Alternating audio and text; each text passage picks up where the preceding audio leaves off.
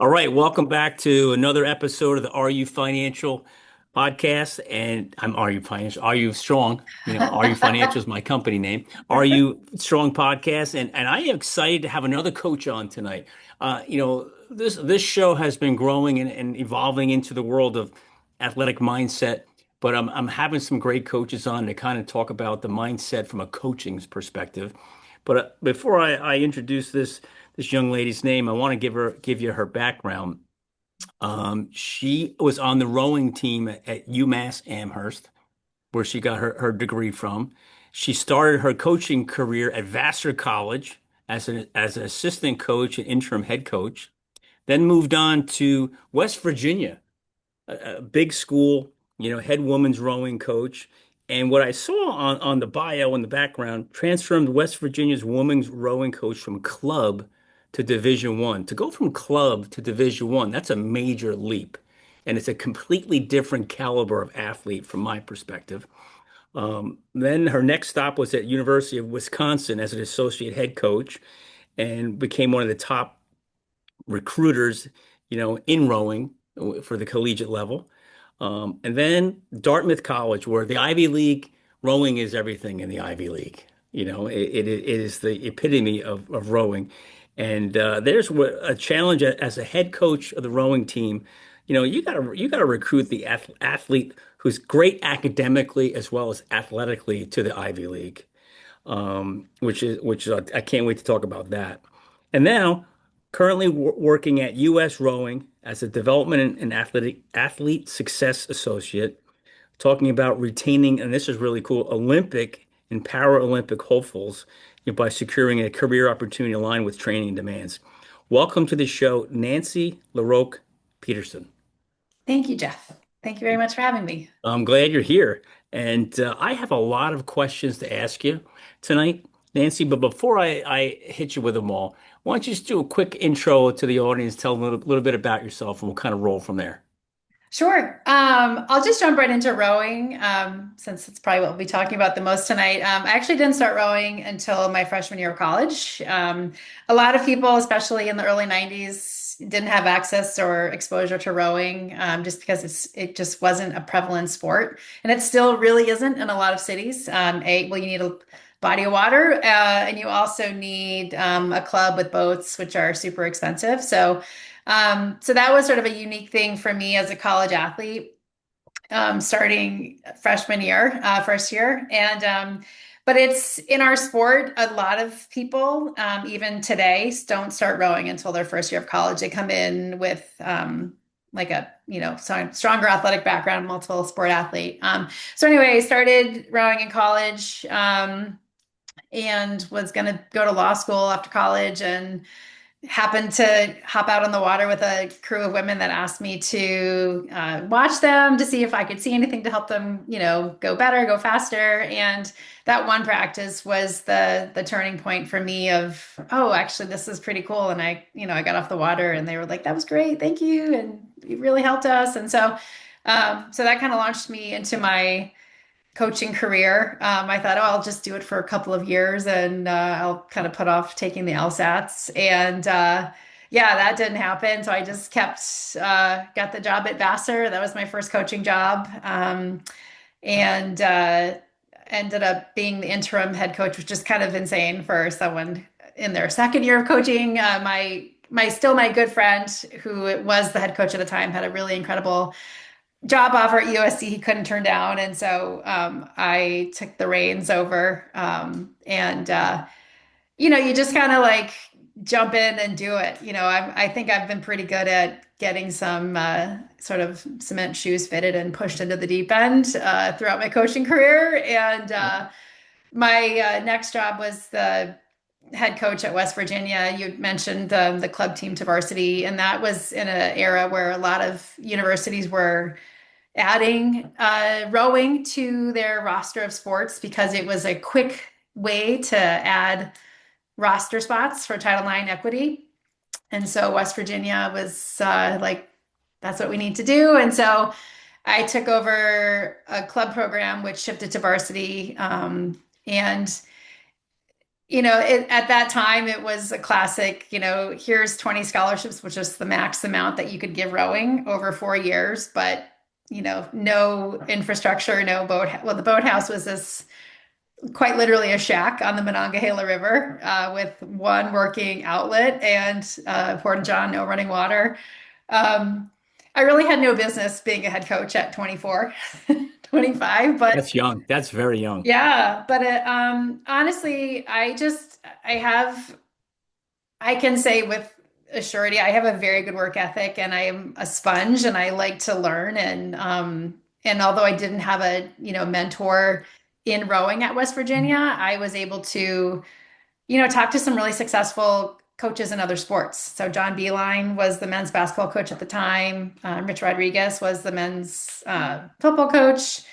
Um, there's a lot of other coaches that I could just glean from and learn from. And you don't have to, now it's sort of commonplace that coaches do that. They go to other sports. It doesn't matter what Yeah. sport you coach. You face a lot of the same Yeah. Same things. stuff.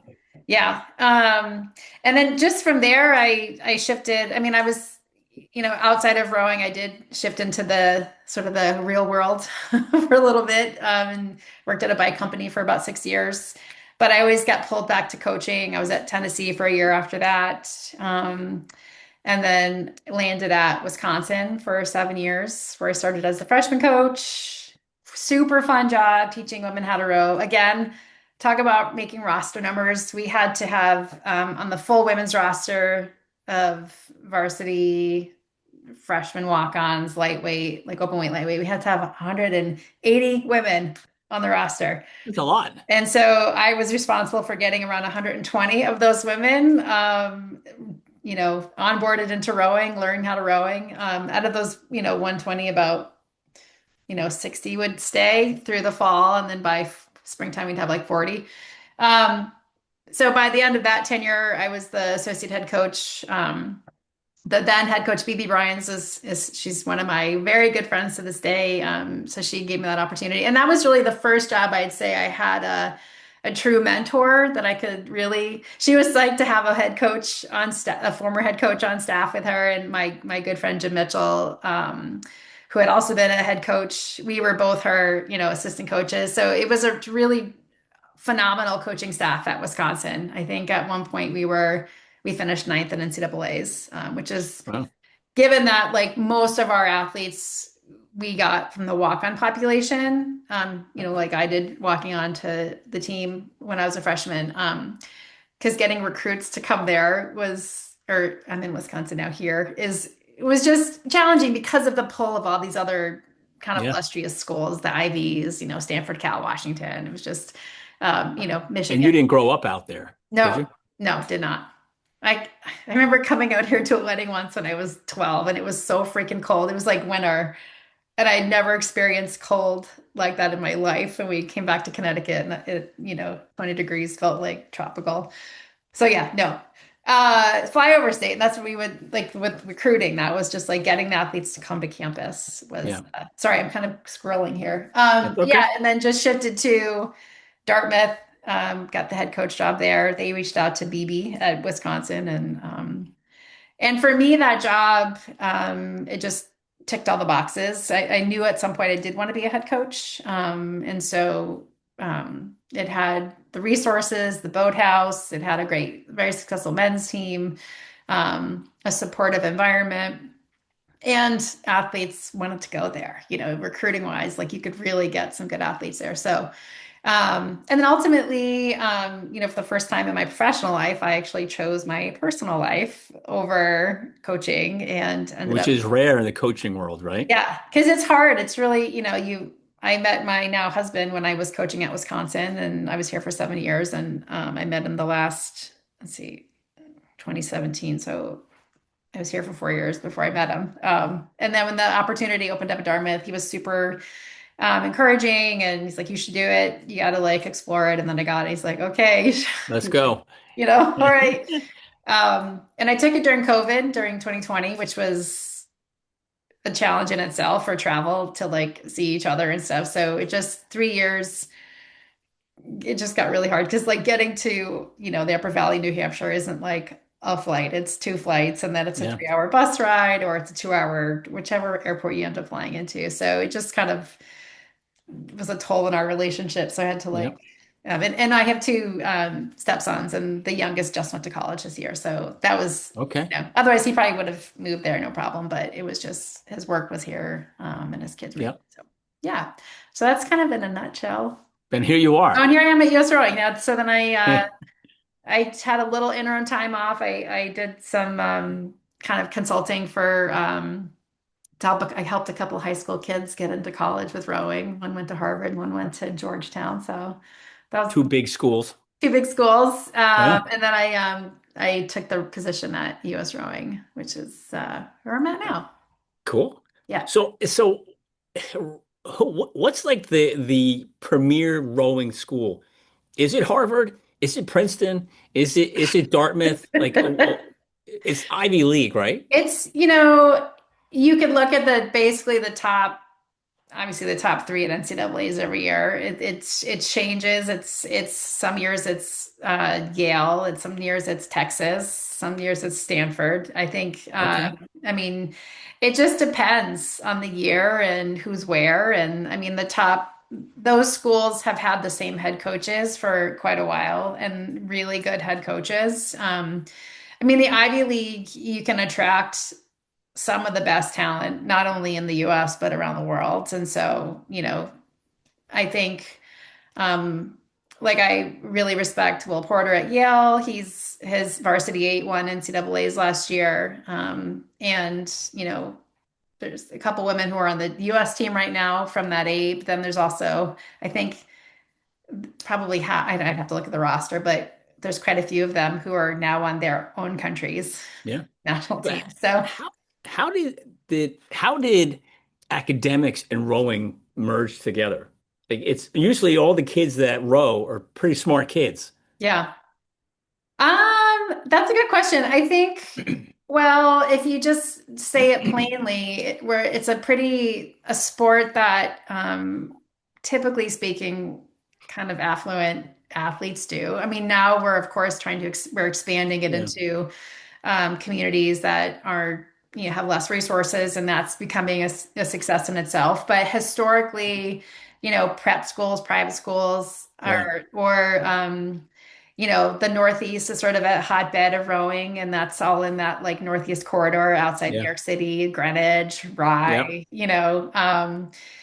but there's good programs in California, but same thing there. Redwood Shores is right Yep. by like all the big tech and everything like that. So, Yeah. so those kids are they're at either really good public schools or private schools, and it's kind of like one kind Yeah. of goes with the other. Well, then you mentioned Texas.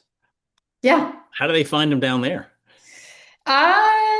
That's a mix of US kids, and Okay. Dave O'Neill is the head coach there, another fabulous coach, but also a ton of international kids. Yeah. It's just part Okay. of the scene. Yeah. And, Okay. there's different, I mean, I think the athletes at Texas are, I've always said, there's whether you're in the Ivy League or you're at, Michigan, Cal, Stanford. I mean, the athletes are where they are, relatively speaking, to their academics. Yeah. Not everyone who goes to Texas could get into Yale, but I'm sure quite a few of them could. Yeah. It just depends on, again, your background and like where you Yeah. went to high school and how many AP classes you took. Yeah. That's the Yeah. main thing as an Ivy League, is just test scores and your rigor, I should say. Well, I mean, they have to be good academically, or else they're never going to make it in those Ivy Leagues. Yeah, absolutely. I don't Yeah, care how good they are on their sport. If they can't yeah. Mm, make it in the yeah, yeah. classroom, that sport's not going to last. Yeah, and with admissions at Dartmouth, I mean, there was no kind of leniency. It was just, this is rowing was the thing that set them apart Yeah. from, the other Yeah. 16,000 applications. Yeah. Now, I have to bring this up. I know you and I chatted about it on the phone. Dartmouth, Buddy Tevens, Oh, yeah. right? Pride. Yeah. Yeah, I know. And I think I told you when I was in college, he was one of my football coaches Yeah. up in University of Maine. And I think he was 27, 28 years old, something like that. Maybe 29. At the oldest, he was 29. Yeah. And he was the head coach. Yeah. And I mean, everybody loved him. You Yeah. know, can you talk about him for a second? I'd love to give him a little spotlight about how many years did you know him? Did you pick his brain at all for anything? Yes. Oh my gosh. I forgot you were going to ask me about him. I should have put a box of tissues here. No, oh, I mean, I'm let me sure. just say for those who are listening Yeah. don't know, uh Buddy passed away about a year ago now, I think. Yeah. It's hard to believe. Yeah. And he was in an accident riding his bicycle as he normally does for crazy miles, and he was hit by a car. Yeah. And he suffered for a long time until he passed on not too long ago. But he left a legacy of A lot of things. Just all a lot of kinds of things. stuff. Yeah. And Yeah. just forget about sports for a second. You know, he just left a legacy of humanity behind. Yeah. Kindness, Oh my compassion. God. Yeah. But he Just was tough. He was tough. yeah. Yeah.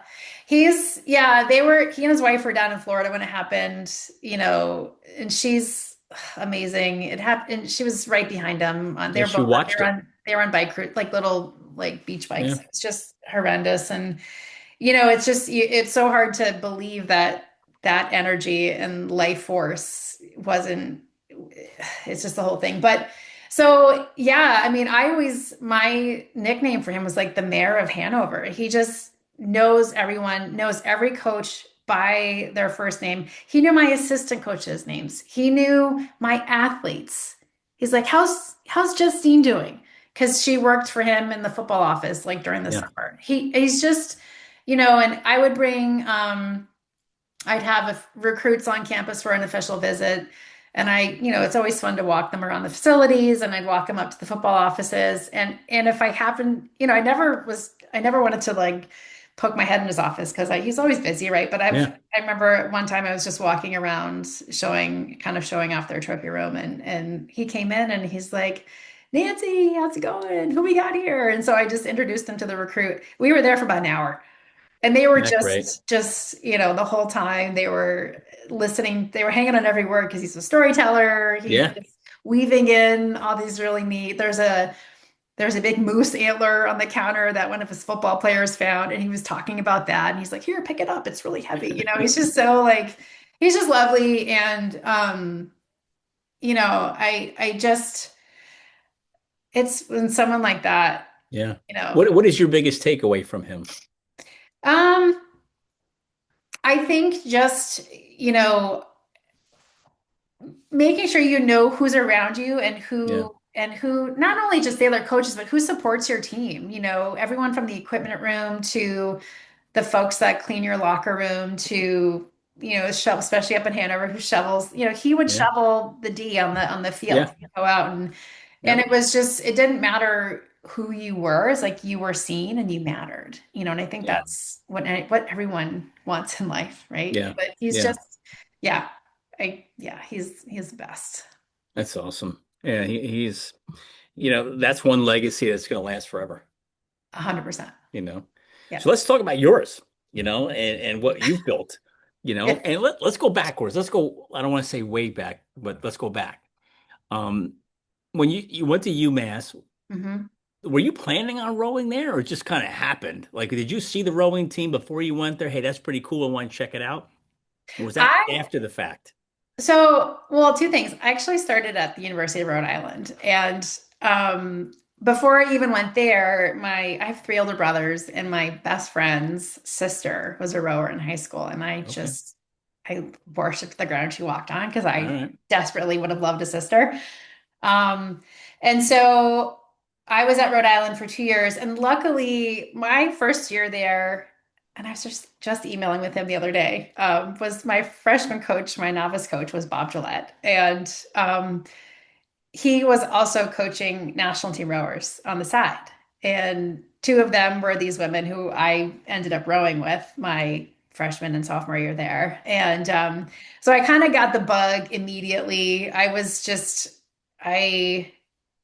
I adapted to rowing very quickly, both technically and physically, and was pulling really good scores by my second year. And so fast forward to, well, not fast forward, but then again to that topic of emerging programs, UMass added women's rowing as a varsity sport for Title IX.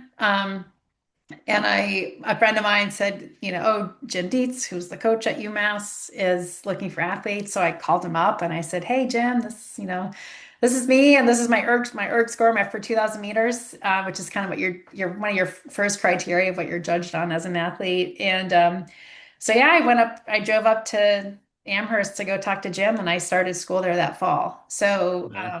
so yeah, it was sort of one of those things. I knew I wanted to do it, but I So didn't. you recruited yourself. I kind of did, yeah. Yeah. And so I was like, I want to do this. And the cool thing was, I mean, I loved my experience at Rhode Island. To this day, I'm still very good friends with, like, I cherish those friendships because I still keep in touch with all those Yeah. women, or like a dozen or so.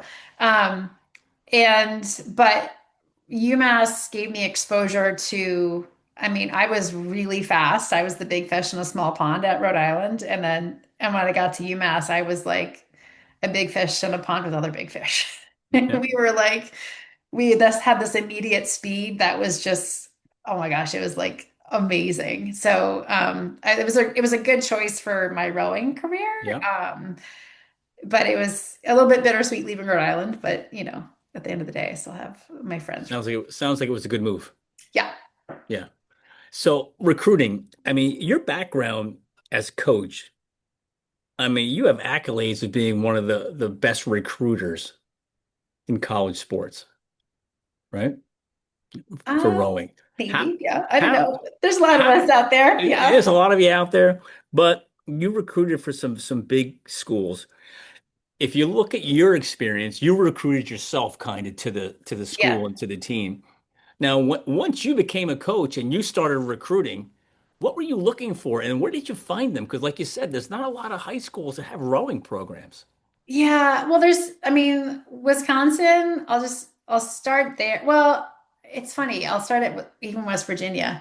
Thinking back now, this was pre-smartphones. I just had a desktop computer, and I somehow found some really good recruits at West Virginia. I mean, we went from like club program to like, we actually did pretty great, like Yeah, throughout the time I was there, for who we were and the time and yeah. everything like that. And so I had a gal from the French under 23 team, a couple kids from New Zealand, Australia, How do you find Canada. them? Like just on the internet? Hey, this girl's Yeah, it rowing over was. here. Yeah, you could. I think we had email way back then. We had email, and I just got in touch with these kids through their results from like indoor races Okay. or that kind of thing. And Now, would you so, get on a plane and fly over there and watch them, or would you just say, "Hey, I'm going to offer you to come over here and no unsight, unseen"? yeah, at West Virginia, that was what happened. Although I would go to Junior Worlds to Okay. go. I met some of the kids at Worlds, but I never didn't get to see them row in person. You just sort of like took a chance, right? And Yeah. some. Most of them were awesome. A couple were misses, and that's something you just kind of start to take inventory on, as you go to the next cycle. When I went to Wisconsin, um, my recruiting for the first year, I was the freshman coach, so I was in charge of recruiting for freshmen, novices, so beginners. Yeah. So you're gonna laugh. I would send a letter to every high school athlete in Wisconsin and Minnesota, because Minnesota has reciprocity for tuition. All right. And then, so like you'd hear when a lot of these kids, would come like 2 years later, they're like, oh yeah, I got that letter in high school, right? And then to come try rowing, come be a varsity athlete, come be a Badger. And most of those athletes, who've really stuck with it, they were born into families that like were at Badger games every weekend in the fall. Yeah. So like they knew what it meant to be a Badger, and they weren't quite good enough to run track or swim or, play soccer at Wisconsin, but they got the opportunity to be a rower, and it was just like they're like, sign me up. And then the other way we would recruit those athletes is at SOAR, Student Orientation and Registration at Wisconsin. We'd sit there. There's 26 sessions all summer, and there's a pole in there, and like this one line for the guys is like that pole is like 6 feet tall. So like if a kid walked by, like the we'd grab kids to like talk to them, or we'd Yeah. see a lot of times I'd see a really athletic looking parents like, hey, where's your kid? Is your kid an athlete here? And they're like, oh yeah, she's playing volleyball or Yeah. hockey, that kind of thing. But and then as I shifted over to recruiting for the varsity athletes or experienced athletes, that was just it was a little bit harder, like I said before, to get kids to once kids came to campus, like, oh, it's amazing here. Yeah. But it was still challenging. And so, as we kind of got further along into the process, year 5 and 6 I was there, we used a service that gave us prompts for, emails and like Yeah. snail mail and social media. And it's like that there was this whole process we use that definitely helped, right? It's like Yeah. marketing, marketing 101, I guess. Yeah. Um, but it's still, we had some very good recruits come through the program that had experience, but I will say that our walk-on athletes that we taught how to row at Wisconsin were kind of our meat and potatoes of the program, Okay. and it was then the experienced athletes could come in and kind of when those kids would rise, when the walk-ons could rise up, year two, and then we bring in like these good recruits, then it was like this really good magic would happen. Yeah. And so, that they could kind of lean on their experience, that kind of Yeah. thing. And then the recruits could lean on the walk-ons Yeah. athleticism and just Yeah. being Badger Red. And then, getting to recruit at Dartmouth, you just had to make this shift of, I mean, and not that academics weren't considered at Wisconsin. It's definitely a very hard school to get into for a state school. It's a very, very good school, but just the different acceptance rate I'd say, was the primary thing at Dartmouth. I mean, it's a 6% acceptance rate, and Yeah.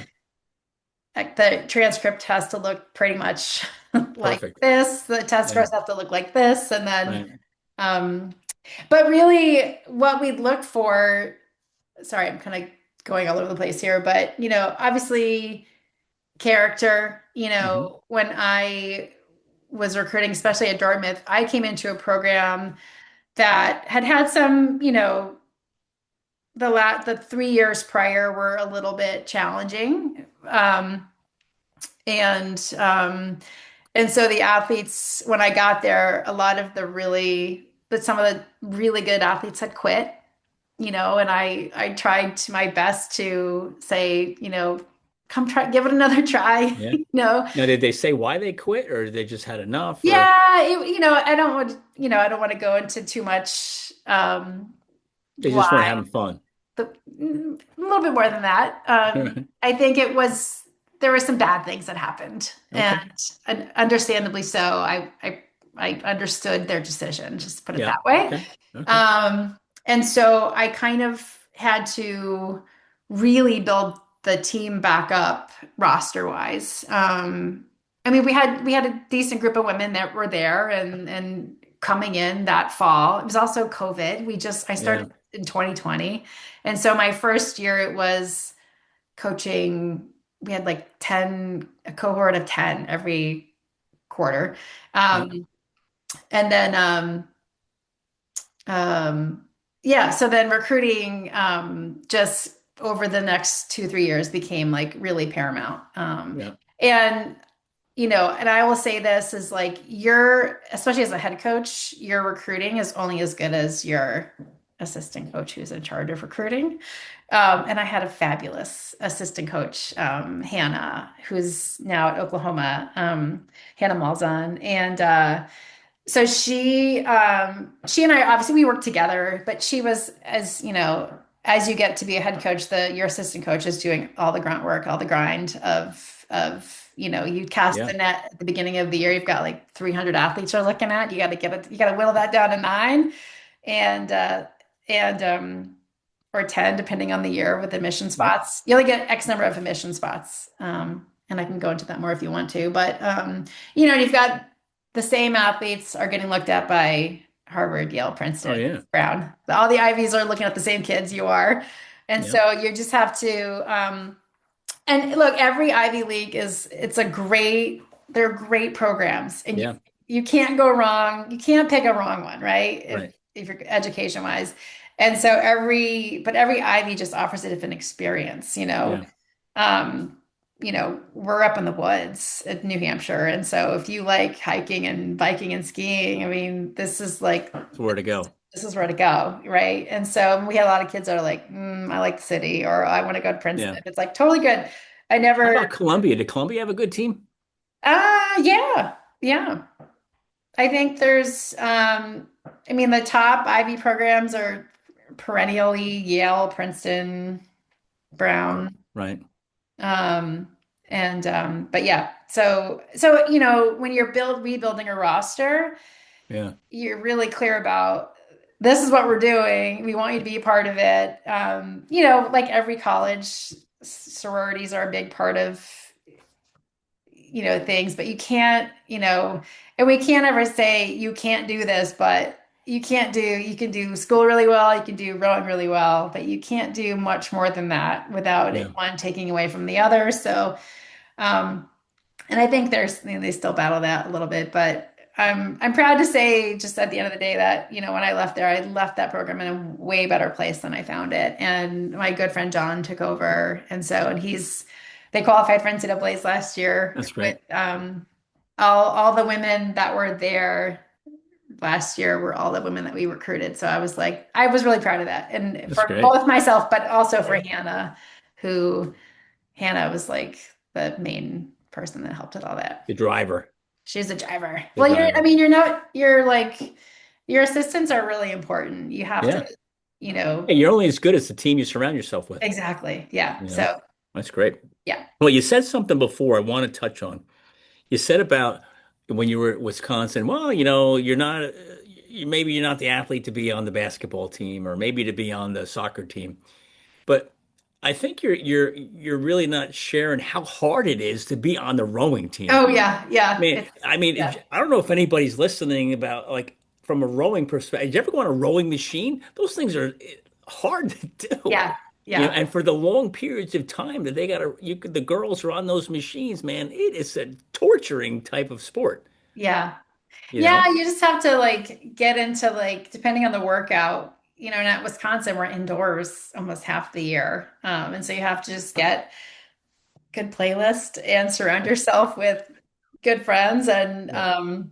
but no, rowing is incredibly hard. It's Yeah. if you go into, you know, any kind of cardiac studies, it's like, oh yeah, we studied rowers and Yeah. runners and Because you're using your whole body, yeah, it's yeah, intense. I've done those machines. I'm like, I don't want to do this anymore. yeah. It's too No, hard, it's good. you know? And I've actually started racing again, so it's all coming back to me now. Cool. You know, so you said before also you get 10 recruits. Well, how many offers do you have to make to net the 10? That's a great question. So, usually I probably extend close to 30. Wow. Um, A and then lot. you have to give them the caveat that, hey, like you're our number one recruit, and I get it, and I totally understand you're looking at these other schools, and I want you to make the best decision for yourself. And but I'm also going to offer this to like two other people today. Yeah. And so it becomes, I feel like every year it was like the goal line's just getting pushed back and back. But there's a very specific timeline, especially in Yeah. Ivies. You do pre-reads July 1 going into their, after they finish junior year. And so basically you'll get I always just called it green light, yellow light, or red light from admissions. And green light says, great, looks good as long as they stay on this trajectory, they don't change. Because you have to submit their grades up to Yeah. that point, test scores up to that point, and their classes for senior year. So as long as nothing changes, this kid will get likely admitted. That's like the whole thing, the whole likely Yeah. letter. Um, and then, yeah, but then it's like, at the 11th hour, I'm gonna go to Yale. I'm like, okay, Yeah. but Yeah. it's like, Now, it's do you okay get into a because debate with them? Like, why? How come we're better? Come over no, here, or you just let them no, go? No, you got to let them go because you don't want to make them they're like 17. You don't want to make them feel bad. They're Yeah. already most of the women when they call you are just terrified to tell you Oh that they yeah. don't want to pick your school and you're like, "It's okay." Like Yeah. I'm so happy you've made a decision. And you get to know the kid and the parents and sometimes the parents are like, we really want them to come to you, but it's not our decision. I'm like, Yeah. I get it. It's totally Yeah. good. And then, you see the kids later on and it's just like, I'm going to see you at races. It'll be good to see you. Yeah. And I just want Now, you have you ever lost a girl who ends up transferring to you? no, No. no. Okay. It's really, especially in the Ivies, once you're there, You're there. there's no leaving. All Yeah. right. And there's transfer spots are very, like there's only a transfer spot if it's like a one-to-one thing. If a Yeah. kid transfers, then the spot opens up. Yeah. So if you offer 30, you know, of your 30, I'm going to guess you guys as a staff rank your number one recruit to your Sure. 30th. Yeah. So you offer 30, and let's just say you fill up your 10 spots, and your number one recruit that you wanted wasn't one of the 10. Then they come back and say, I want to come. What do you do? Well, on the rare occasion that that happens, then you go crawling into your athletic director's office And and beg you for another say, spot. "Hey, is there any chance?" Or actually, you'd start with, I have a very good, again, this goes back to like, you got to have good relationships with all your people, right? So Yeah. Yeah. I had my admissions liaison and I were buddies, and it's like, Katie, is there any way? And she knows. And then sometimes there'll be another sport that like doesn't use all their spots because Okay. basically athletics gets the dean of admission says, here, athletics, there's Yeah. 36 sports at Dartmouth, first of all. This It's is a lot. insane. So every sport gets like around an average of like 10 spots. I think football gets more because of the Yeah. size of the squad. Yeah. Golf gets less, so there's like this checks and balances there. But there's always a program that maybe isn't going to use one, Yeah. which always, well, I guess for us, like the numbers thing, we need a lot of numbers to like make sure we have a Yeah. good program. But And you never had to go hey, can I borrow a spot from you? well, I wouldn't barter. There'd be no bartering between coaches, but I think that's just more of managing the Yeah. numbers. They Yeah. they give you like at the beginning of each cycle, they give you here's your Allotment. sheet, here's your number for the year. And Yeah. it can vary by the delta, like 1 to 3 every Yeah. year. So So what challenges do you think the high school kids are facing now? Kids that are coming out of, I mean, NIL is nuts, right? mm, Transfer portal's nuts. Um, these kids coming out of high school, the transfer portal's using up their spots, sometimes. yeah. What kind of challenges are these kids facing now as opposed to just say 5 years ago? Well, I feel like rowing is still kind of on its own little island. Okay. I mean, I think the in the NIL space, you can see athletes starting to capitalize on like value in kind sponsorships, right? So gear Yeah. but I haven't heard of anyone really getting some big contract from, fill in the blank car dealership or Nike or Right. anything. Um, but I have to imagine, and the same thing, maybe I could see, with the more visible sports, I imagine it's got to be so frustrating for coaches. I mean, you kind of saw it before this NIL, like let's take like men's hockey, right? Or even women's hockey, mostly men's hockey, right? Because a lot of those guys, like at Wisconsin, big hockey school, Yeah. those guys would come in and potentially leave. They're super good, but then like they get picked off to go to the pros, right? And then they can't come back. And so it's like you're constantly refreshing the coffers with Yeah. but I think it's challenging for coaches, like transfer portal, but for the athletes, I feel like it opens up this sort of sentiment of like, well, if I don't like it here, I can just leave. And it's Yeah. like, and I get that. Like if you really don't like your head coach or your team, like that's in years past, like you usually get like I mean, you'd have to sit out a year, but you could Yeah. transfer. And then they went away with like the sitting out a year thing. Yeah. Or if the head coach leaves, you can You leave can with the go. head Yeah. coach or, so those all those things. But like, I don't know. I feel bad that the focus is no longer on like the athlete experience and Yeah. just being an It's money. athlete. And there's just it's like I feel like it's not fun anymore. And there's Yeah. just a lot of pressure on athletes. I think the harder stuff is like with social media. You just Yeah. see and athletes not feeling like this is their only identity and they can't do other things and like, yeah, as a coach, you're like, I want this to be a priority. It's like Yeah. family, school, rowing, right? But then over the years, you just kind of have to be like, I just was like, is this the hill I need to die on today or this Yeah. month or this year? No. Okay, great. And like Yeah. you try to like when you take over program, especially, it's like you try to figure out the things that are important to the athletes, Yeah. important to you. And so yeah, just kind of bringing it back to the challenges, I think, um, yeah, just the increasing pressure, the spotlight of Yeah.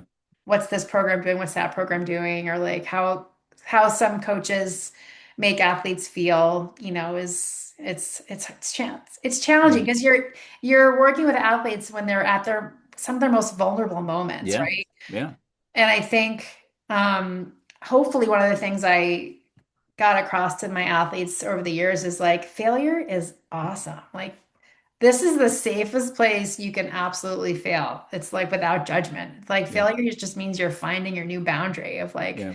or you're failing because you're exhausted, or you had exams this week, or you had a paper Yeah. due, you didn't sleep this great this week. So it's like, I feel like those little learning moments were, I don't know, It's a lot. it's a So lot. so if you look at the young kids today, like you said, they're 17, they're 18, they're making Mhm. these major decisions. Mhm. Are they more ready today to make these decisions, or you think they were more prepared years ago?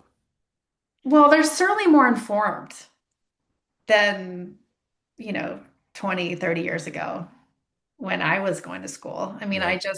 I mean, it's just with everything. There's just so much information at their fingertips, but I don't think it changes like high school rowing or high school sports is hard. College sports is just times, Intense. it's so much more intense. It's so much more, you're on your own. You don't have your parents to come home to every Yeah. night. Yep. If you have a bad day or, it's just there's so many things that So can, many variables. Yeah. yeah, so many variables when you go to college. And I think, you know, it's, I, some kids get to college and they flourish, and some kids get to Yeah. college and they struggle. It just Yeah. doesn't, I don't think there's, you know, everyone's got a different path, I guess. Yeah. I mean, what I think from an athletic side of things, you really gotta love your sport to play in college. Mhm. Because like you said, it's a whole nother level. Yeah. Multiply it by 10, 20, 30, 40 times, depending on where you're going and the Yeah. intensity, the physicality, and the mental pressure and stress these kids are under. Yeah. Then they gotta go to class. Yeah. And then they gotta go have a life, you know? And Yeah. and and reality, for the 4 or 5 years they're in college, they're really in control of nothing. True. What I mean by that is they get told when to go to class, they get told Yeah. when to go to practice, told when they can go to workouts. They're told, and Yeah. they're under no control of anything, Yeah. and they I got to mean, handle it. they can control, there's some things they can control. We always say control the controllables, Yeah. right? Like how you react to something Yep. or, how you're eating, how you're fueling yourself this week or the things you choose to, the friends you choose to hang out with. Yeah.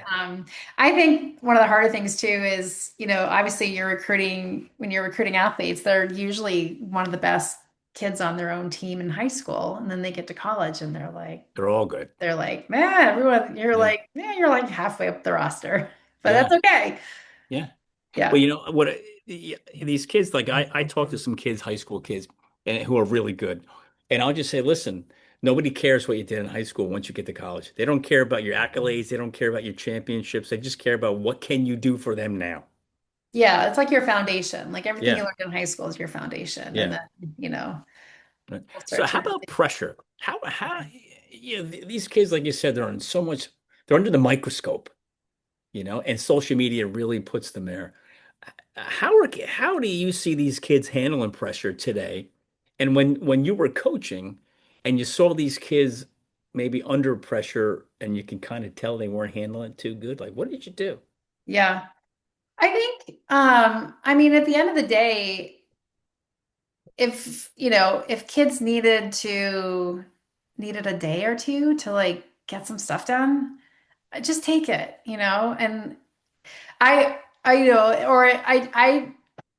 if an athlete would walk in Would and they say, ever ask for that?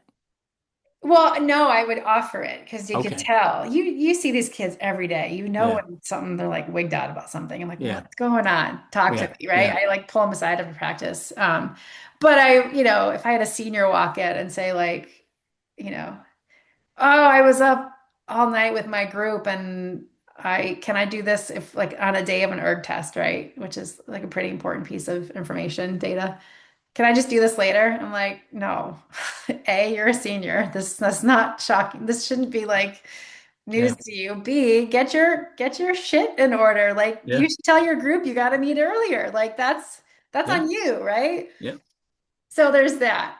But I think there's always pressure, whether you're first year or a senior, and it's just I think, with our sport, with every sport, there's off seasons. There's usually a good, right when things are just getting really, really hard. I'm like, oh, it's break, right? You get some Yeah. time to like hang out over Thanksgiving. I think the culture on your team is what really helps because you'll Yeah. have upperclassmen kind of take the freshmen under their wing and say, hey, it's going to be okay. Like I Yeah. had that professor, da da da da da. So like you just encourage kind of those relationships on the team Yeah. to I put a lot of onus of culture back on the athletes. I'm like, this is your team. Like I'm Yeah. here, I'm providing this, the framework for you, the resources, the bringing you all together. We can talk about things. We can try these different ideas, but at the end of the day, you're here, you're putting in the work.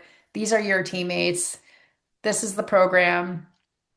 So you gotta Yeah. like I like my captains, I think were like, oh, you want us to figure that out? I'm like, yeah, you need to go talk to so and so over there Yeah. and so because they're fighting right now. That's gonna fall on deaf ears if I start to like Yeah. intervene. They're gonna be like, okay, and they'll just walk away. No, you guys have to go handle that. And they're like, Yeah. okay. So it was, which encourages a lot of growth, obviously. And Oh just, yeah. I mean, that's great You for, grow leaders real quick that way. yeah. Yeah. Yeah. So I put a Now, lot of, yeah. things back on my, especially on my upper level athletes. Now, were your captains team voted or did you pick them? They were voted on by the team and approved by the coaches, but we always approved them. It was just, if there was like a tiebreaker, we would break the tie, but it was always, we wanted it to be voted on by the team because Okay. you want the team to want Yeah. those leaders. Yeah. But I think it really, once those athletes were leaders, it really shifted when we kind of like held their feet to the fire a little bit. Yeah. It's like you can't be nice to everybody. You can't just like, oh, it's going to be okay that you got wasted last night. It's Yeah. like it's not okay. And you No. have to tell them that it's not okay. Yeah. Because I can tell them that, but they know. Well, what about if they went out and got wasted with them? Yeah, we had those situations. Yeah. But you have these agreed upon rules ahead of time, like, Yeah. in season versus out of season. Yeah. Yeah. Out of Yeah. season, even though we still have practice, it's not safe for Yeah. athletes to show up and train hungover. So Right. No. I'd kick them out and just say Yeah. like, do we need to talk about this? So, like why this isn't good. Um, but yeah, if you have it's just if you're in season and it happens, we only have in rowing, you have 6 races. That's it. That's it all year. Well, why so little? Mostly because I don't know whoever decided that rowing should be a spring sport. It's because like you can't get on the water until March in most places. Yeah. And then you have to finish up really, as close to the end of the year as possible. So like, the end of the semester in May, June. So But why? Because college baseball goes till July, yeah, but water freezes. but And not in July. because you have X number, because we can row and race in the fall. We have like four races in the fall, but they're different distances. So it's Okay. like, and so you have 156 days, I think it is, to split between the fall semester and the spring Okay. So you semester. do 4 in the fall and 6 in the spring? Yeah, but the ones in the fall don't count towards anything in the springtime. I Right. personally think it should be kind of like you should be able to, you have to start later, but then go later in the summer. But then everyone doesn't want to spend half their summer racing. They just want to be done. Yeah. And then it's like we could also do it in the fall, but then you'd have to we'd hit the same thing. Like say you started in August, you'd still have to finish up by November. So it's just, There's plenty of time to do 10 races. yeah, but you need time to like build up your base. There's a whole it's training and like you can't just jump into a 2K season. No. You need to like your fall season, you spend like long pieces, you're on the erg for like an hour, with some medium intensity stuff, big core lifting, and then you get into like the winter, you start erging more medium It's a lot. intensity. Yeah, there's a lot of training that goes into it. Going back to why rowers are so fit. It's incredible how fit they are. Yeah. So, how about this question? You know, standards as a head coach. You were an assistant coach, an associate head coach, a head coach. Um, what were your core principles or standards that you built and developed and kept over time? With regard to what? The team as a coach. Hey, this is our principles. These are the standards. This is what we stand for, and we live by. I think, well, as an assistant coach, you are beholden to what the head coach believes, and you help build that. You talk about it as a staff. So at Yeah, Wisconsin, we'd sit around and talk about like what we wanted the team to look like, and part of, when you come into a program that's really well established, there's already kind of like whatever how you want to say, a code of conduct or standards and everything. And then every year the team's a little different, right? Personality wise, and then there's people that just push boundaries a little bit, and then you have to tweak the rules here and there. But just, I think, and then I would say, so I'll go back even to West Virginia. It's like when I was 25, like I didn't think about that stuff. yeah, No one it was things were kind of just starting to get talked about unless you talk to other coaches like yeah, that were especially at your school who were doing well. It's like, what do you guys do for like team building? Or like, yeah, what's your rule on drinking? Or like, what's this or that? yeah. And so you kind of figure it out. So West Virginia was definitely figuring out along the way. And then, our first year was actually pretty awesome, results wise, but also we had a team of athletes who were club athletes and they had paid for everything before. They were so grateful to have a full-time coach, resources like sweatshirts, gear, Yeah, sneakers. Like they were so pumped that they were like, in oh, we're heaven. so bought in, right? And Yeah, so it was sort of easy to come in and be the new head coach of a club program that before had these really crappy, terrible coaches that would like take them out in super unsafe conditions. oh. They'd row like 4 days a week and like it was just bad. It was a bad And situation. how So many like years out of school were you then? I was 25 when I took that Yeah. job. Yeah, so you're 25. You're barely older than them, the kids you're No, oh coaching. yeah, no, for sure. I was How did you deal with that? Did they look at you as like a peer, a coach, a friend? Like that had to be hard. No, they were actually they were awesome. And again, they were all people who had started rowing. Yeah. Um, and I don't remember feeling like maybe I felt a little big sisterish instead Yeah. of auntie, I guess, Yeah. Yeah. But can age-wise. you imagine a 24-year-old head coach today? 25. Like, No, I mean, not today, just no. because I don't think at that point, I didn't know what I didn't know, Yeah. right? Yeah. And you just figured it out Yeah. along the way. Now it's like everyone would know right away what I didn't know. So I would be like full on like, shit, I don't know what I'm doing, right? But like you just figure out at that point at 25, because I actually my first coaching job at Vassar, I had a great, even though it was only a year and a half mentorship with him. He was a really good coach and I learned a lot from him. But I also like kept learning. I'm very open to learning, and I would go to all the coaching conferences, and there's just really great coaches in our sport that really I could call at any time with questions. And or I held a regatta once in West Virginia, and I had really good coaches come to it, and I'm like, oh my God, thanks for Right. coming. Um, but yeah, being I will say too, I also ran into like boat builders who, because I was young and a woman, I was like, hey, we got these new boats, and I'm like, I think this rigger was welded wrong. I said it's not measuring up right, and I can't get it on the boat. You have to like do all this rigging to it. Yeah. Did you do this? And I'm like, yes, yes, yes, I've done all this. And they're like, okay, well, we'll send our boat rep over. He drives 8 hours to my boathouse. He goes, yeah, that was made wrong. I'm like, yeah, thanks, Mark.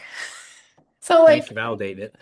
thanks for that. Could you get us to your rigger now? But so I ran into that. But Now, how much are those boats are expensive, right? yeah, so just nowadays, I mean, they're they're one piece made of carbon fiber. I mean, they can run anywhere from 45 to $65,000 for an eight. A four, just depends. Like it's like anything, right? What level you get, what model Yeah. you get. Yeah. It's like you're But buying a car, mhm. you know? They're very And expensive. then you Yeah. got to hope the girls like driving the car. Well, that's the tricky part. We is like you order a boat and you order it in the weight you're supposed to order it, right? You take the average weight of the crew and or the women that are going to be racing in it, and then it might not be your jam. And I ordered one Yeah. at Dartmouth like that. It was, it's one Yeah. brand called Empalker, and it was like one of their new models, and I ordered it. It was awful. And I was like, oh God, Now, what made it awful? just the way it sat in the water and the way they rode it. I mean, it was a good hull. We weren't ready for it yet, if that makes sense. Like it needed to be rode a certain way that we weren't quite powerful enough Right. to execute in it. And so I think So our what do you do with it? You give it back? no, no, unfortunately. I think that boat we sold to a high school. We didn't take a huge loss on it though, because it Okay. wasn't even, it was rode like for a season, not even like Okay. for 4 months, and by Yeah. women. And women don't beat up boats nearly as bad Much of the as man. men do. So I sold it and bought a new one. Well, let me ask you this crazy question. I think I may have asked you on the phone we spoke the first time. Why don't the girls wear gloves? I'm laughing because I just started wearing gloves. Um, I think because just it's over the years, it's just, and it still is that like your blisters and your calluses are like that's part of the sport, right? Your It's badge part of of honor. like what's that? It's a Your badge of badge honor. of Yeah. honor. Yeah. Um, But how long does it take to build that up where you don't have those blisters rough. and And they never quite like they'll be good for a little bit, but then one will just you'll get a blister under a callus. It's just kind of a mess. But it's so funny because this year I just started rowing again, and was rowing with these masters women. And the first day I rowed, my hands just got ripped to shreds on day one. I was like, oh, this is gonna be a long summer, now right? when that happened though, were you looking at that and saying, yes, this is great. No, I was like, oh, I have to go home and wash my hair, and it like Ugh. stinks. It's just like bad. So one of the gals was like, here, why don't you try these gloves? I'm like, I am not gonna wear gloves. gloves because you don't wear gloves in rowing. You have to tough it out, right? And I wore them. I had to wear them on the next day because my hands, because you can put tape on it. Yeah. And Yeah. tape just moves. And ultimately by the end of practice, you get sweaty. It doesn't ever really, and if you tape it too much, it's like it's too Do you tight, you know? do you lose the feel of the oar with the gloves as No, compares with no. so you don't lose anything? Well, this particular, I tried this pair of gloves and they are golfing gloves and they're for the rain. So they get like stickier. I don't know if any rowing coaches are going to listen to this. They're going to either roll their eyes or maybe they'll try it. But I tried a pair. I rode it one practice. I'm like, all right, I'm never going back. And that day I went to the ski and golf warehouse and bought two pairs. And it was like a game changer. I tell any coach who will listen to me, any athlete who will listen to me, and they're like, yeah, yeah, yeah, whatever. I'm like, okay, I'm just telling Now, you. are the fingers cut off or are they full No, gloves? they're just full finger gloves. And they're just like kind of sticky, but like your hands, I mean, Yeah. I don't have any blisters. Every other sport wears gloves, Yeah, I don't know. except for I think it's just basketball. such a like, I will say there's a lot of different handles. And in college, we had wood handles, which weren't as bad blisters wise. You usually got blisters and they were done, and then you just calloused Yeah. up. And then now they have like a suede grip, but it has to be replaced at least every season. So it's a little bit cost prohibitive, but a lot of rowing programs are like, oh, we've got tons of money. And Now, then they have other kind of plasticky, rubbery grips that just last a lot longer. And so a lot of programs have those. Those to me are the worst ones that really rip up my hands. So, oh but yeah. man. Well, if you go back to coaching, and I use the word if, right? As opposed to when. Maybe it's when, right? Oh, I don't know about What what that. what intangibles are you going to look for in the athletes coming into the sport today? Oh, I just think communication, the ability to have a conversation um, with an adult other than their parents, and just being able to just sit down and have real conversations and just, um, I'd always just say, you can be honest with me. And, but, you know, coming into anyone you invite into your program has the ability to take it to better heights or to take it down Area. to the drink, Yeah. So Yeah. you got to make sure that it's not only what I look for, because part of when you bring an athlete in, like on official visit, like you send them off with the team. Yeah. And you have to ask your team to vet out the athlete as well. Just like, who do you want on your team? Like, who do you want in the foxhole with you? Who do you Yeah. want in your hardest days, your hardest of hardest days? Um, and I've had athletes come back and say like, yeah, no, no. I'm like, Yeah. okay, good to Yeah. know. Now, would they say Um, why or just no? uh, Yeah, just, Not it's the right fit. personality, Yeah. or the whole time they were here, all they wanted to do was like go to a frat party, and just Yeah. like, okay, so that's sort of foreshadowing. That's what they're going to want to do when they come to campus. And, I had one gal like brought alcohol with her, and Oh my God. the gal picked up her bag and it was like clink, clink. And Oh she's my geez. like, so it was, just stuff like that. But I don't know. I think just the usual stuff, respect and be excited if, it's kind of like, oh, she didn't get Princeton didn't pick her, and so now we were her second choice, right? But it's like you want her to be happy that it ended up being, Dartmouth or Yeah. insert whatever You school. wanted her to be happy that she was your first choice. Yeah, yeah, Yeah. exactly. Yeah. That's good. So yeah, just, I think there's a lot of different things that could answer that question. But I think Yeah. a good person at the end of the day that's willing to work hard and go the extra mile, and Yeah. honest, trustworthy, and fun to be around. You're Yeah. around these kids for 4 years and you want to have Yeah. a good, fun, Have a good time. have a good time. Yeah. So you transition out of coaching Hmm. technically as Yeah. far as team coaching, right? Now you're with US rowing. Yeah. Talk about that. What are you doing there? What kind of impact are you making, and what's going on there? So I was hired to I work on the development team. So we are the arm of US Rowing that fundraises all the money that goes towards our high performance team, which is our Olympic and Paralympic teams, our U19, U23, and senior teams. And then our United We Row programs as well, which is helping bring rowing to all kinds of communities, and so then when I got started there, it was just helping with donations and working in Salesforce and kind of helping manage the database. And then, but part of the reason I was hired was because we were wanting to start a career program to help retain our top talent. So I'd say that's my primary focus right now. Like 90% of what I do is helping mostly our senior team athletes find jobs that help them keep training full time. And so it's So been flexible jobs. flexible jobs, and it's Yeah. definitely been a challenge because so hopefully this is where people like listen to this podcast, right?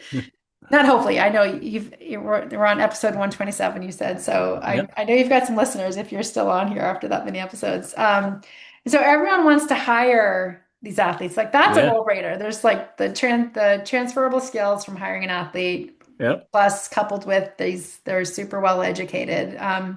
It's the how, you know. Yeah, we want to do it, but it's just too hard to like manage, right? It's like this weird fractional time. And so I have I won't say who the company is, but I recently, the president is bought in. He's like, we're doing this for one or two athletes next year. I'm like, great. So then I reach out. He's like, I'm going to connect you with my head of talent, right? Yeah. And so I get on the phone with her and we have a good conversation. And then I'm like, all right, this is like a Friday afternoon. I'm like, you're going to have Monday morning, you're going to have 6 resumes in your inbox. And then I've created like a template, like this is what it could look like, this is where they could work, blah, blah, blah. And so, she responds back, this is great. I just don't know if this is, we have a really like an in-person culture. So like, yeah, we'll try to make this work. So I'm like, oh, heck no, right? I'm like, Yeah. I already got buy-in from the president. We're doing this, Yeah. right? So then part of me is like, I don't take no unless it's like a hard no, like right Yeah. out of the gate. I'm like, this is not a non-starter. I'm like, okay, thanks for your time. Yeah. Um, so, so then, I of course copied him back on my response and I was like, and he's like, and so then he just shot me back one line. He's like, don't worry. He's like, we're gonna get this figured out. I'm like, okay, great. So again, and I understand because from a talent perspective, it's all well and good when the president wants it done, but from Yeah. their perspective, it's I have to find two managers that are willing to do this basically on top of their current workload to manage these athletes and then manage these projects that because they're not going to be full time. Yep. And I get it. I get the lift side of it, but what I try to really say is like these athletes are going to be, I don't know, 20 hours a week is basically everyone else's 35 hours a week versus productivity because they have a Yeah. deadline, they're going to get it done. They're super coachable. These I keep calling them kids because they're half my age, but I'm like, Yeah. these athletes are fun, they're engaging, they're people that you're going to want to work with. I And they promise. want to work. And they want to work, right? Yeah. And then you're helping build your talent pipeline. When they retire, they're going to be like, yeah, I want to stay here. And now you just shift me to full time, Yeah. And so, and then it just gets everyone rallied around. We have a company, Broadridge, which is a fintech company, and they've been our biggest champion in this category.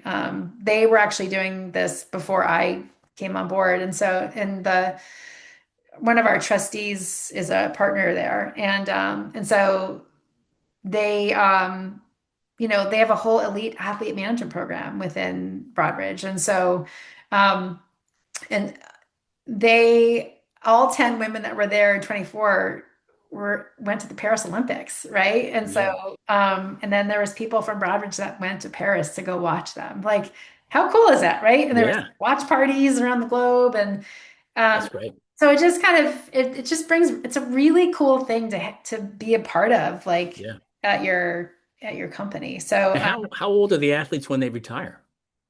it depends. We had a woman retire last year for Olympics, and she was 41. Megan Musnick, Okay. pretty badass. Yeah. It's a long And time. yeah. But we have some people who are done at 28. It just depends on, you know, the reason we're hoping that this because athletes really don't peak until they're like rowers until they're like 28. That's like this really sweet spot of technique, fitness, Yeah. and just their body's ability to withstand all the training, and they're at this point where like they know exactly how to be efficient with Yeah. training and everything. Um so yeah, so our goal is to kind of get them there a little bit beyond that by creating these opportunities that they can work and build up their resume in a field that they're interested in, so Yeah. that when they retire, they're not like, I haven't done anything, right? They're like, oh no, I've had like these really cool jobs along the Yeah. way, and it may not be exactly what they want to do or end up doing when when they grow up. We like to say, what do you want to do when you But grow it's up? something on their resume that But makes them look it's like they've done something. yeah, it's usually, and we found the opportunities that we've found so far, our trustees have been amazing, whether they're on a board of a company, or um, they're, in their company, they've got positions. We've had host families in Princeton, New Jersey. A lot of athletes will live in someone's house, like in the Yeah. spare bedroom when they have like, Yeah. and the family will have like, young kids and stuff. Um, we have a company, Baldwin, that, they are creating two jobs for our athletes next year. They were a host family for one of our athletes. So it's coming in different ways. Yeah. And every opportunity takes a little massaging. Like it's Yeah. not a cookie cutter by any stretch. So like a lot of what I do is a lot of conversations with talent people. And like you know, I, Yeah. I get a lot of no's, but again, I keep going back and like, how about we approach it this way? Well, how Yeah. about this way? Right. And Yeah. then they're like, okay, I can get them to yes. That's sort of like my game plan. Yeah. And then So we're it's also, go but ahead. if someone's listening and they say, "Hey, that sounds pretty neat. I want to hire some of these people." How do they get a hold of you? Nancy.Peterson@usrowing.org. I'm really easy to find. Okay. And it's Peterson with a D. Or just go to usrowing.org. And I'm easy to find under staff. You can just look for career services or development team.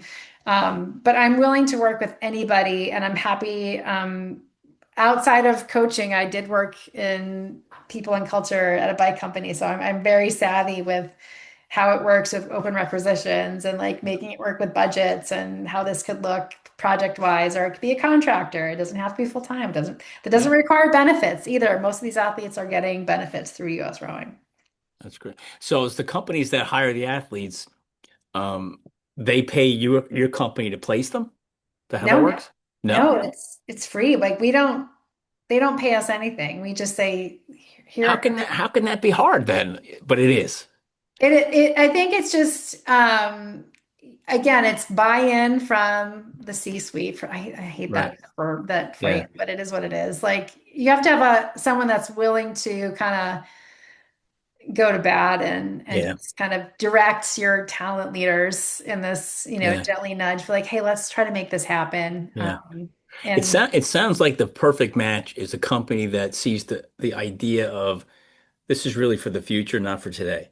Like exactly. this athlete, I'm going to give them the flexibility, give them experience with I earn the right to hopefully say, hey, when you do retire, you're going to come back here and I have a position for you ready to go and you're kind of trained already and ready to rock.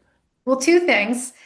Yes, because a lot of, especially in, I'd say mid-level, let's say wealth management, they have a hard time. They would have a hard time recruiting this athlete if they were just like let's just say it's a Princeton finance major, right? Yep.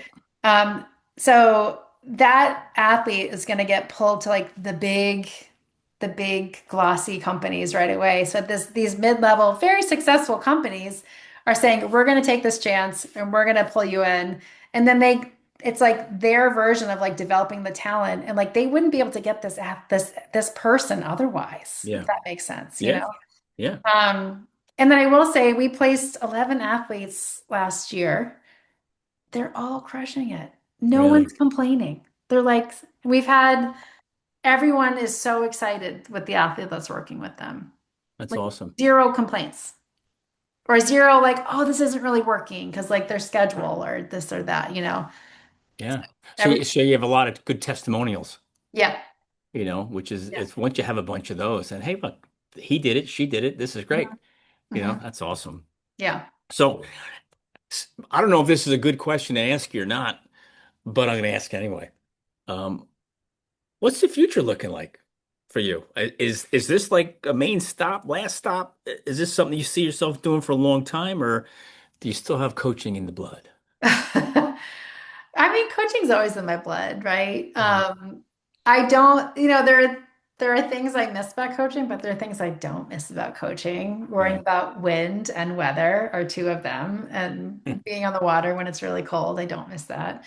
Um, you know, I feel like your future is, I think you have to be open to whatever might be next, but like also flourishing where you are. Like if you like where you are, which I do, I really enjoy what I do and I love my team. I should have said that before. Like on the development team, I work with really amazing people who are fun. And the worst part about it is we're remote. We don't get to work in person with each other. And we always say that when we come in, we when we come in for like all day events, we Yeah. get like we have to like stop talking and like focus on work.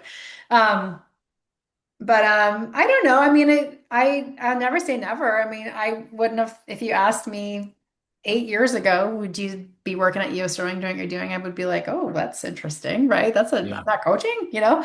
Um, and so I think yeah, I don't know. But I'm always open to, you know, new things and new opportunities. But with that said, I'm not like unhappy where I'm at. Yeah. I love Yeah. working with the athletes and I'd love to see, you know, what would make me so happy is that, you know, we're very successful in Los Angeles because we've been able to keep athletes because they're happy in their career Yeah. progress and able to train full time. Like that to me means I get to contribute to Team USA and the Olympic team. Yeah. Like if That's I'm got to be not so coaching, cool. it's like the next best thing, right? Yeah. So that's pretty cool. It's like I'm you're part of the team. Do you get the gear? no, you know, it's funny. Our coaches, like a lot of coaches don't even get the gear that all the athletes get. No? Yeah, no, it's Oh no. man. Anyway, not that It's that's all about important. the gear. Well, before we talked about Buddy and his legacy, and it's Yeah. just that's gonna his it's gonna live forever. There's gonna come a time where people are gonna look back and remember you. You know, when that does happen, how do you want to be remembered? What kind of legacy do you want to leave behind? I mean, I want to like I've always been someone that's has taken pride in like my work ethic and my empathy and my positivity. And so I hope that, you know, and look, you're gonna have, I think, over the years, no one's gonna be perfect, right? Unless you're Buddy Stevens.